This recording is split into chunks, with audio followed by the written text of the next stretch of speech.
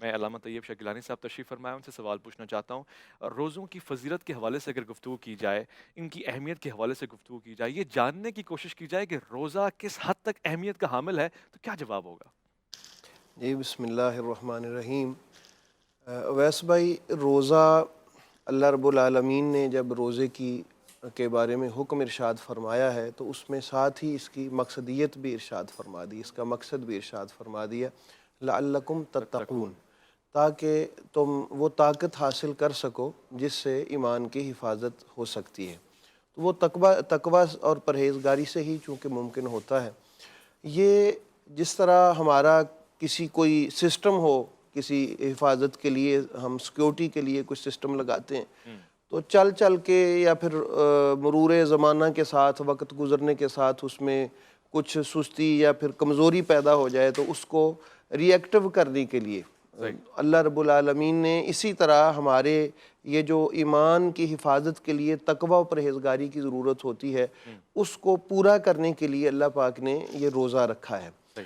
اور روزہ ایک ایسی طاقت ہے کہ جس کے ساتھ انسان بصیرت تو ہے ہی، اب بصارت تو ہے اس کے پاس، اللہ رب العالمین روزہ کی برکت سے بصیرت سے بھی اس کو سبحان اللہ۔ نوازتا ہے۔ جس طرح روزے کی افادیت کو یوں میں ایک مثال دے کے عرض کرنا چاہوں گا کہ ہمارے پاس آنکھیں تو ہیں، اگر یہ لائٹ ساری آف کر دی جائیں تو بھلے ہماری آنکھیں کام بھی کر رہی ہوں تو ہم پڑھ نہیں سکیں گے، دیکھ نہیں سکیں گے، ہم وہ مراد نہیں پا سکیں گے جو ہم چاہتے ہیں۔ جی۔ تو یہ ہمارے لیے جو اندر کی آنکھیں ہیں جس سے ہم نے حقیقت کو دیکھنا ہے اور حقیقت کو درک کرنا ہے اور اس کو ہم نے سمجھنا ہے جی۔ اور حقیقت تک جانا ہے، اس کے لیے ایک طاقت کی ضرورت ہے، اور اس کو جو زبردست طریقے سے وہ طاقت مہیا کی جاتی ہے جہاں سے، وہ روزہ ہے۔ جی۔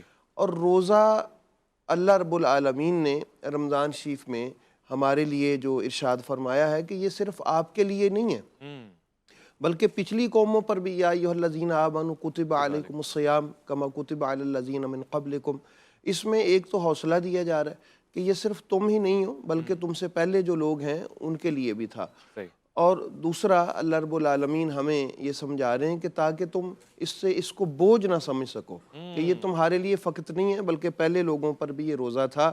روزہ ایک ایسی عبادت ہے کہ جس کے بارے میں ہمارے امام غزالی رحمۃ اللہ تعالی علیہ نے اور دیگر بہت سارے صوفیہ کرام نے اس پہ جب گفتگو کی ہے تو انہوں نے اس کا جو باطنی پہلو ہے اس جی۔ کو بھی اجاگر کیا ہے اچھا۔ کہ ویسے تو شعبان کے حوالہ سے اس کو ظاہری طور پہ منطبق کیا جاتا ہے کہ سوموا لرؤیتہ وافطروا لرؤیتہ، یعنی کہ چاند کی تم روزہ رکھو بھی وہ اس کی رویت کے حوالے سے ہے، جی۔ چاند کے حوالے سے۔ تو صوفیہ کرام فرماتے ہیں یہ جو ہی کی ضمیر ہے نا، یہ پاک پروردگار کے جمال کی طرف اس کا اشارہ ہے اللہ اکبر۔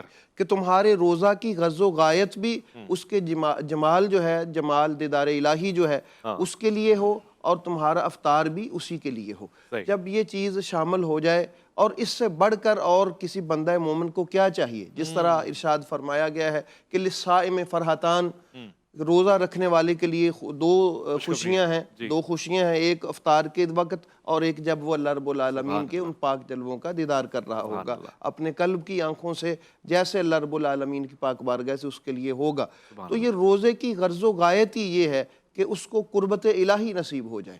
اور جس طرح آپ قاری صاحب فرما رہے تھے اور آپ قرآن کریم کے حوالہ سے ہے، تو فقط پڑھنے کا ثواب تو ہے، اس میں کوئی شک نہیں ہے، لیکن اگر تفہیم کے ساتھ، فہم کے ساتھ اس کو پڑھیں گے تو پھر اس کا مقصد بھی پورا ہو جائے گا۔